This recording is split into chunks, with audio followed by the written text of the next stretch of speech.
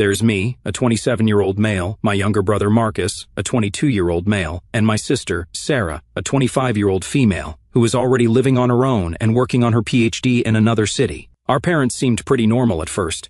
Dad works in sales, mom's a high school teacher, middle-class lifestyle. Nothing too crazy. When I first moved back home, my parents were like, "We'll charge you $800 a month for rent, utilities included," which honestly seemed pretty fair at the time, way cheaper than getting my own place, right? Sarah thought it was weird they were charging their own kid rent when they knew I was trying to save up, but I brushed it off. Man, I should have listened to her. Here's where things started getting interesting, and by interesting I mean completely messed up.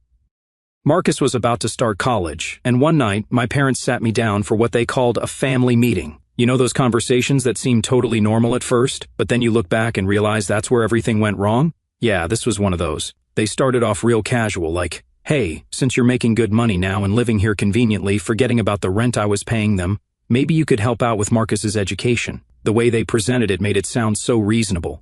They weren't asking for the whole thing, just wanted me to chip in because family helps family. I remember texting Sarah about it that night, and she immediately called me, saying it was BS. "They're setting you up," she said, but I was like, "Nah, it's just a little help with tuition, what's the big deal?" Looking back now, Sarah saw the red flags from a mile away. The first semester, it was just helping with tuition, about $30,500. Then it was another $500 for books. Then Marcus needed a laptop because his old one was too slow for his engineering programs. That was another $1,200 right there. But hey, I was making decent money and living at home, so I could handle it, right? What I didn't realize at the time was how this was creating this weird power dynamic in the house. Like, I'd be trying to work from home. Remember, this was during COVID, and Marcus would have his friends over, being loud as hell in the next room. If I complained, my parents would be like, "Oh, he needs to de-stress from his studies." But if I wanted to have my friends over, suddenly it was, "We need quiet in the house, or the living room's too messy for guests." The real kicker was how they started treating my spending habits. I'd buy myself something small, like a $60 game, and my mom would make these passive-aggressive comments like, "Must be nice to have money to waste on games," or "I guess Marcus's education isn't that expensive if you can afford to buy games." Meanwhile, they had no problem with Marcus ordering Uber Eats 3 times a day, or buying new clothes every other week with my money. Sarah would visit sometimes, and just watch all this going down with this look on her face. You know, that "I told you so" look that siblings get. She tried warning me multiple times that this wasn't normal, but I kept making excuses. They're just looking out for Marcus, or it's not that much money in the grand scheme of things. The worst part? I was actually proud at first, like genuinely felt good about being able to help my brother out. I'd see him walking to campus in the rain and think, I'm being a good big brother. Spoiler alert, that feeling didn't last long. Quick side note, throughout all this, I was still paying that $800 rent, never missed a payment, never even paid late. But somehow, that never came up when my parents would talk about how I was living rent-free. Their words, not mine, and should be grateful for the opportunity to give back to the family. Looking back now, I can't believe how blind I was to what was happening. Sarah keeps telling me it's not my fault, that manipulative people are good at making crazy situations seem normal. But man, when I think about how I let them set this precedent, it makes my stomach turn. Now, helping with Marcus's tuition? Well, that was just the beginning. It's like they say, give someone an inch, and they'll take a mile, except in my case, they took several thousand miles and then complained about the view. Let me break down what a typical month looked like. I actually started keeping track in a spreadsheet because things were getting so crazy. $800 for rent to my parents. Around $3,500 for Marcus's tuition payments. $200 to $300 for his textbooks because, apparently he needed the newest editions. $400 to $500 for his school supplies, which somehow included a new gaming chair because it would help him study better. Plus random stuff like food, clothes, and whatever else he needed. But wait, it gets better. One rainy day, I'm driving home from work and I see Marcus walking to campus, looking like a drowned rat. Felt bad for him, stupid me, right? So, I decided to buy him a car. Found this really decent 2019 Honda Civic, low miles, clean history, good on gas. Spent like $19,000 on it, which was a pretty big chunk of my savings, but I figured it was a solid investment in my brother's education. You want to know what this ungrateful little jerk said when I gave him the keys? Oh, I was kind of hoping for something more like Jake's BMW. This is kind of basic. Basic. The free car I bought him was basic. Sarah literally face-palmed when I told her about it later. But the car wasn't even the worst part. My parents apparently saw me buying Marcus a car as some kind of sign that I was secretly swimming in money. Next thing I know, Mom's washing machine breaks down. Instead of getting it fixed or buying a reasonable replacement, she starts dropping hints about this fancy Samsung model that's on sale for only $1,200. And because I'm still trying to be a good son, I buy it for her. You'd think she'd be grateful, right? Nah. 2 weeks later, she's complaining that her friend Helen has the model with the steam function, and how that would have been so much better for Dad's dress shirts. Then she starts having issues with her iPhone 11, and suddenly needs the iPhone 14 Pro because all her teacher friends have one. Another $1,000 down the drain. Not to be outdone, Dad starts talking about this Weber grill he's been eyeing. $1,200 later, he uses it twice and then complains it's not the exact model he wanted. The old grill was working fine, by the way. He just wanted the fancy one to show off to the neighbors. Meanwhile, I'm driving my 2015 Toyota Corolla, which runs perfectly fine, thank you very much, wearing clothes from Target and getting called stingy because I don't want to go on their fancy family vacation to Hawaii. Like, hello, I'm paying for 2 households at this point. The absolute cherry on top. One day, I overhear my mom on the phone with my aunt, talking about how concerned she is about my spending habits. According to her, I was throwing money away on stupid stuff instead of investing in my future. The stupid stuff? My $15 a month gym membership and occasionally ordering pizza. I wish I was making this up. Sarah would visit every few weeks and just watch this circus with this mix of horror and fascination. She tried talking to our parents about it once, pointing out how they never asked her for money. She's in graduate school and barely making ends meet. You know what they said? Well, your brother makes good money. He can afford to help the family. Help the family, right? Because apparently dropping over $40,000 in less than 2 years wasn't enough help. The money wasn't even the worst part, though. It was the attitude that came with it. Marcus started acting like my personal investment was his birthright. He'd literally text me stuff like, need $50 for dinner with friends, no please, no thank you, not even a question mark, just straight up telling me to send money. And my parents, they enabled this BS completely. Anytime I'd try to say no or suggest maybe Marcus could get a part-time job, they'd hit me with the family helps family guilt trip or my personal favorite, we didn't raise you to be selfish. Pretty rich coming from people who were basically treating their own son like a walking wallet. I started trying to hide any signs that I had money, stopped buying anything new for myself, started bringing lunch to work instead of buying it, but somehow they always knew when I got my bonus or a raise. To this day, I'm pretty sure my mom was checking my mail for bank statements. The real fun part was how they handled my friends coming over. Remember how I mentioned I was paying $800 in rent? Well, apparently that didn't give me the right to have friends over. Every time I tried to have people over, there was some excuse, the house is too messy, we need quiet, we're having a family night. But Marcus, this kid could have the entire engineering department over until 3 a.m., and my parents would just smile and say, boys will be boys. Now, I'm going to tell you about the moment everything changed.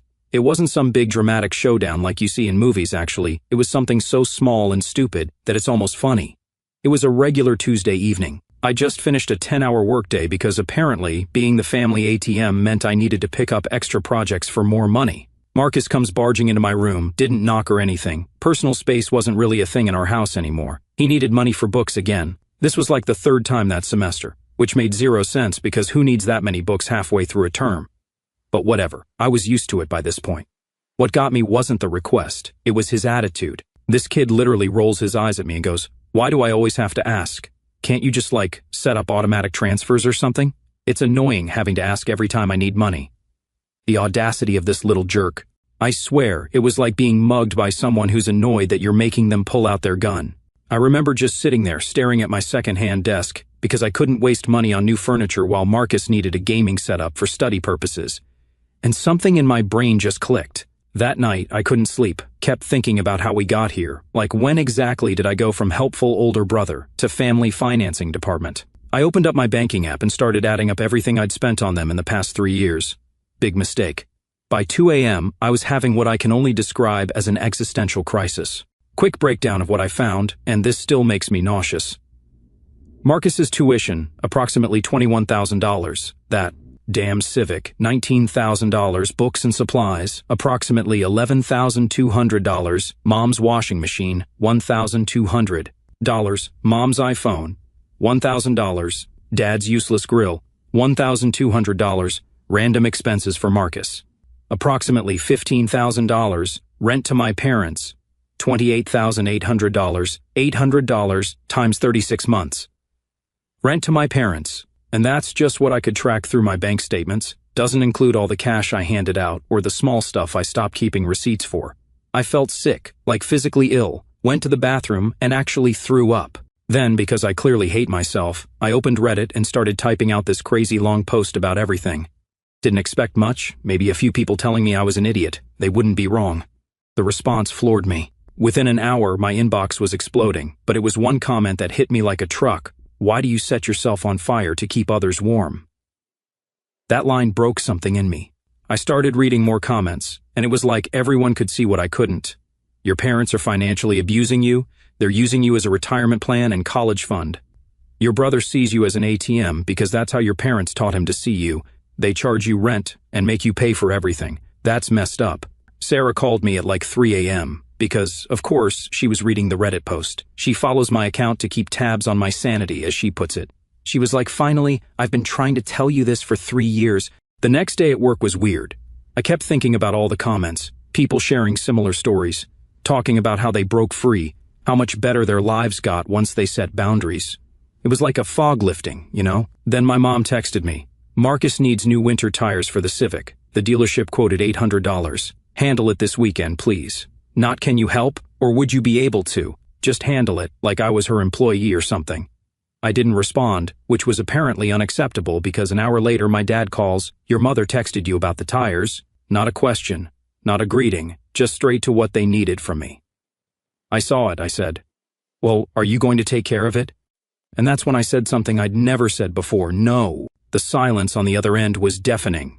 Then, what do you mean, no? It's your brother's safety we're talking about. It's not my car anymore.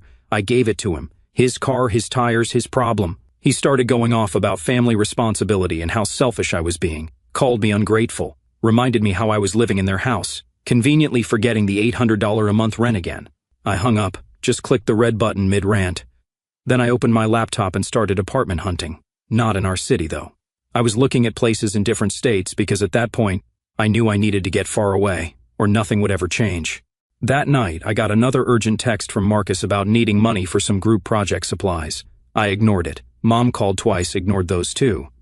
Dad left a voicemail about how disappointed he was, deleted it without listening. Sarah sent me a simple text. Proud of you, bro. About damn time. So, after my Reddit-induced awakening and saying no for the first time ever, things at home got weird as hell, like passive-aggressive Olympics-level weird. Mom would sigh loudly whenever I walked past her. Dad would watch me like I'd committed some horrible crime. Marcus was doing this thing where he'd talk about me while I was in the room, saying stuff like, some people don't care about family, to his friends on the phone. Real mature, right? Sarah had driven down to visit that weekend. She later admitted she came because she sensed something was about to go down. Sister's intuition is scary sometimes. Saturday night, Mom made this big family dinner, her signature pot roast, mashed potatoes, the whole 9 yards. Looking back, I should have known something was up because she only makes the full spread when she wants something. We're all sitting there, this weird tension in the air, when Dad decides to drop the bomb. So, Marcus needs new tires for the Civic, plus his laptop's acting up. Probably need about $2,000 total to take care of everything. He says this super casually, like he's commenting on the weather or something. But I'd already said no to the tires thing. Now they were trying to sneak it back in with the laptop as a bonus. Classic them. I put down my fork, still regret not finishing that potato, Mom's cooking is literally the only thing I miss, and said, actually, I'm not paying for any of that. Not the tires, not the laptop, not anything else. You know in movies when someone drops a glass and everything goes quiet? It was like that, except nobody dropped anything. They all just froze. Marcus's fork was literally halfway to his mouth, piece of pot roast just hanging there. Mom tried to laugh it off. Don't be silly, honey, of course you're helping your brother. That's what family does. No, I said, that's what parents do. I'm not his parent. Dad's face went through like 5 different colors. Now listen here, he started, but I wasn't done. No, you listen. I've paid for everything for 3 years. Everything. His tuition, his car, his clothes, his gaming chair that was supposedly for studying. And what do I get? Complaints that the car isn't fancy enough. Eye rolls when he asks for money. Comments about how stingy I am while I'm dropping $100 grand on this family. Sarah was sitting there with this little smile on her face, like she'd been waiting for this moment her whole life. Mom started doing her thing where she fake cries to make people feel guilty, but I was on a roll. Oh, and let's not forget how I pay you $800 a month in rent, but you still act like I'm living here for free. Or how about the washing machine I bought you that's not as good as Helen's? The iPhone that was needed but apparently isn't good enough? Dad's precious grill that he used twice? Marcus decided this was his moment to chime in. You're such an asshole. You make all this money and act like helping your family is some huge burden. It's your duty as my brother. I actually laughed, like full-on laughed in his face. My duty? Was it your duty to be grateful, to say thank you, to maybe take care of the car I bought you? Because if we're talking about duty, you failed spectacularly at yours. We gave you a home. Mom was full-on crying now. Let me. I pay rent, and let's talk about this home. My friends aren't allowed over because the house needs to be quiet, but Marcus can have a frat party at 3 a.m. I can't use the living room TV because Marcus needs it for studying. Since when does Fortnite count as studying? Dad slammed his hand on the table. That's enough. We're family. Family helps each other. Your mother and I have sacrificed everything for you kids. Sacrificed? Sarah finally spoke up. You've been using him as your personal bank. You don't even ask me for money because you know I'd tell you to shove it. You found your golden goose and milked him dry. That's when I dropped the real bomb. I'm moving out. Not just out of this house. I'm leaving the state. Already signed a lease. Already got a job lined up. I'm done. The chaos that followed, man. Mom started wailing about how I was abandoning the family. Dad was yelling about respect and family duty. Marcus was calling me every name in the book. Sarah was yelling back at them, defending me. I just sat there, weirdly calm. I'm leaving in 2 weeks. Marcus, the Civic is paid off and in your name. Do whatever you want with it. Mom, Dad, my last rent payment will be prorated for the days I'm here. After that, you're on your own. I got up and walked out of the dining room. Behind me, I could hear Marcus yelling, "You're dead to me, real original, bro."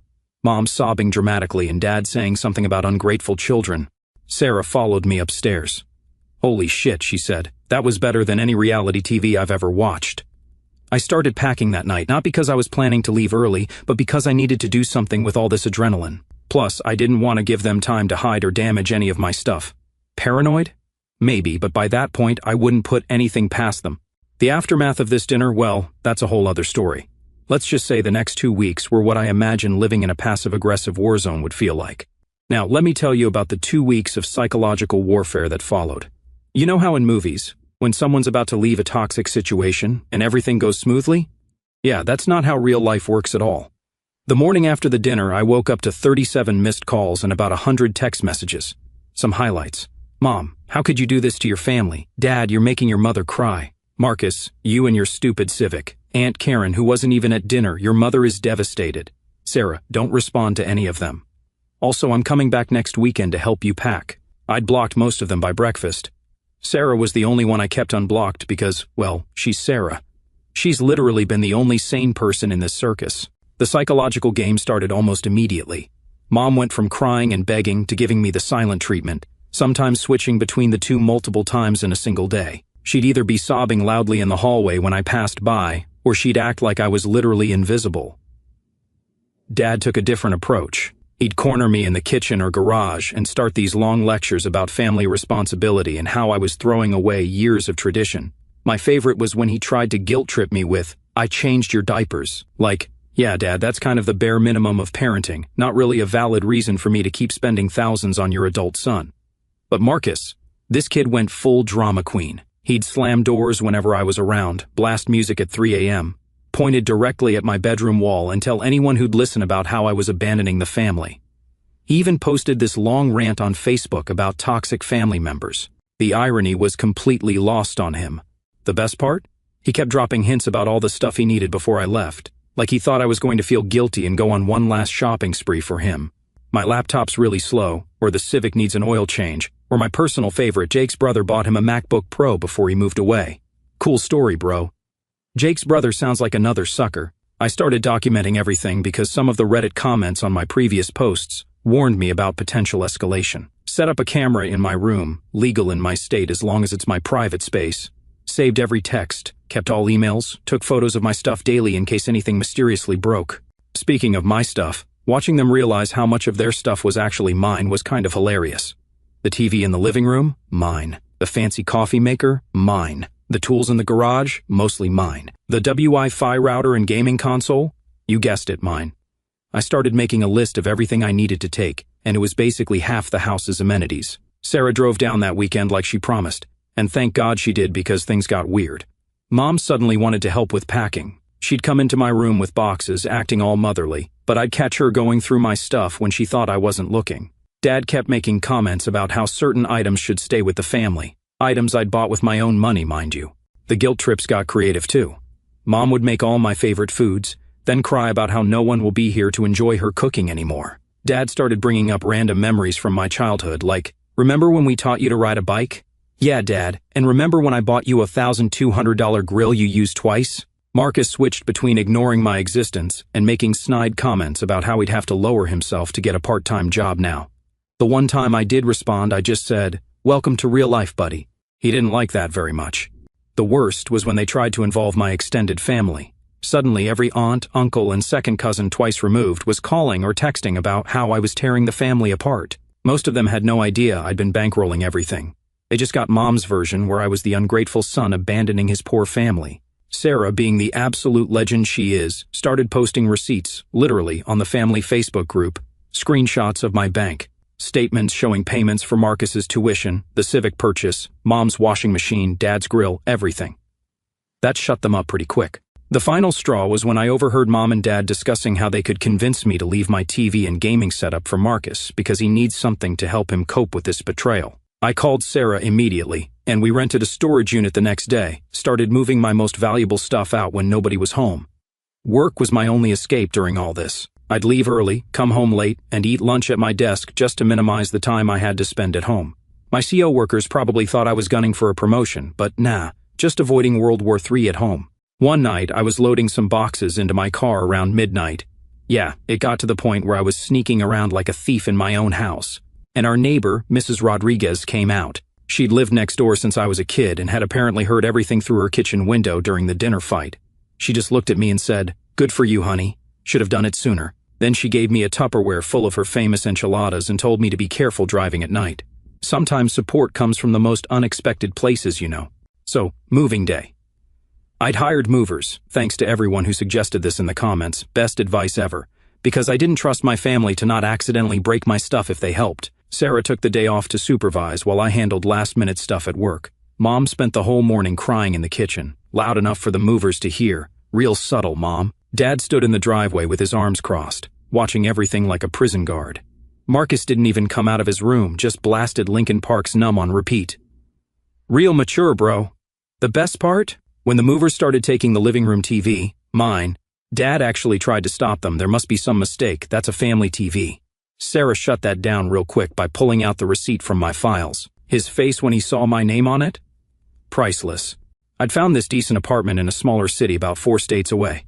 Nothing fancy, basic 1-bedroom with some charm, aka slightly outdated everything. But you know what made it perfect? It was mine. No guilt trips about using the living room, no complaints about having friends over, no random family members walking in without knocking. First night in the new place was weird as hell, like really weird. I'm lying there on my mattress, still hadn't set up the bed frame, and it's just quiet.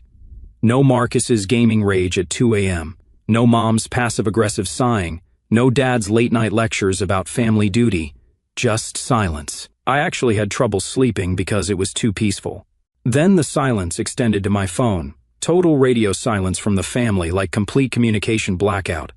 Even the flying monkeys, aka the extended family, stopped messaging. Sarah told me Mom had made this big dramatic post on Facebook about respecting privacy during this difficult family time. Translation, she was embarrassed that people knew they'd been mooching off me. Sarah kept me updated on the family situation. She's the only one I still talk to regularly. Apparently, things got real interesting after I left. Marcus had to get a part-time job at Starbucks because gas bills exist. Mom had to start bringing lunch to work instead of eating out every day. Dad's fancy grill mysteriously stopped working, probably because he never bothered to learn how to maintain it properly. The Civic needed repairs, and Marcus had to pay for them himself. The horror. But the best part? They started treating Sarah differently. Remember how they never asked her for money because she was still studying? Well, suddenly they started dropping hints about her helping the family. She shut that down so fast it probably broke the sound barrier. "Sorry," she told them, "but I learned from watching what you did to my brother." Mic drop. About a month in, I got my first actual mail from them, a birthday card from Mom. Inside was this long, guilt-trippy letter about how much they missed me and how hard things were without me. Not one word of apology, mind you, just lots of, "We're struggling, and family should stick together, and Marcus is having such a hard time." I pinned it to my fridge as a reminder of why I left. Next to it, I put a screenshot of my bank account showing actual savings for the first time in years. The weirdest adjustment wasn't the new city or the job or even the silence from my family. It was learning to spend money on myself without feeling guilty. First time I bought something just because I wanted it, a decent coffee maker, I actually felt anxious, like I was waiting for someone to burst in and tell me I was being selfish. Sarah visited about 2 months after I moved. She took one look at my apartment with its mismatched thrift store furniture and half-unpacked boxes and said, "You look happier than I've seen you in years." She was right. Even with the IKEA furniture I had to build myself. By the way, whoever wrote those instructions is definitely a sadist. The slightly wonky shower pressure, and the neighbor who practiced saxophone at weird hours. I was actually happy. Left my financially abusive family, moved states away, and started living my best life. But life has a funny way of throwing curveballs at you when you least expect them. So, there I was, 3 months into my new life, actually doing pretty great. Had a solid routine going, work was good, apartment was feeling like home, finally figured out that damn IKEA bed frame, and I'd even started dating someone from my hiking group. Turns out being financially stable makes you more confident, who knew? Then, one random Tuesday, I get this email from Marcus. Not going to lie, my first instinct was to delete it. Sarah had told me he'd been having a rough time adjusting to actually having to work for stuff. Welcome to real life, buddy. But I figured it was just another attempt to guilt trip me.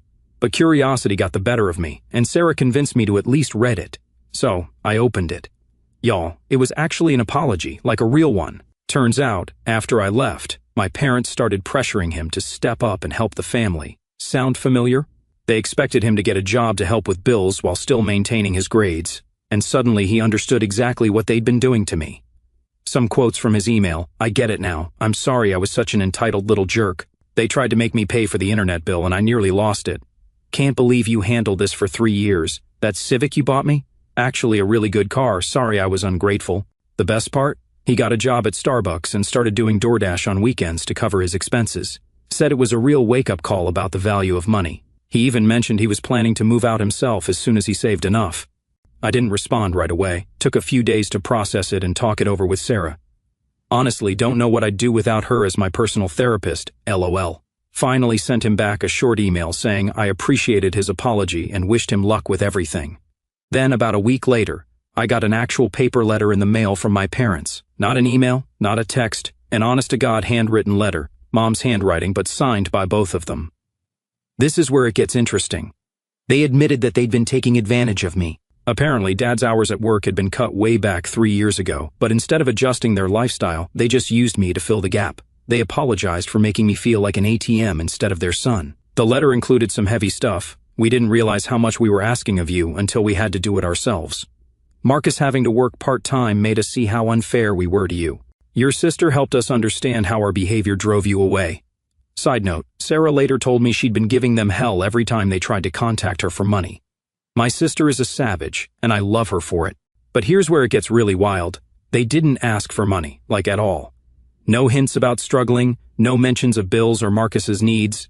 Just an actual apology and a request to maybe try talking again sometime. I sat on that letter for a while, talked it over with my therapist. Yeah, finally got one. Turns out watching your entire family dynamic implode is something you should probably process professionally. After thinking it over, I decided to do something either really smart or really stupid.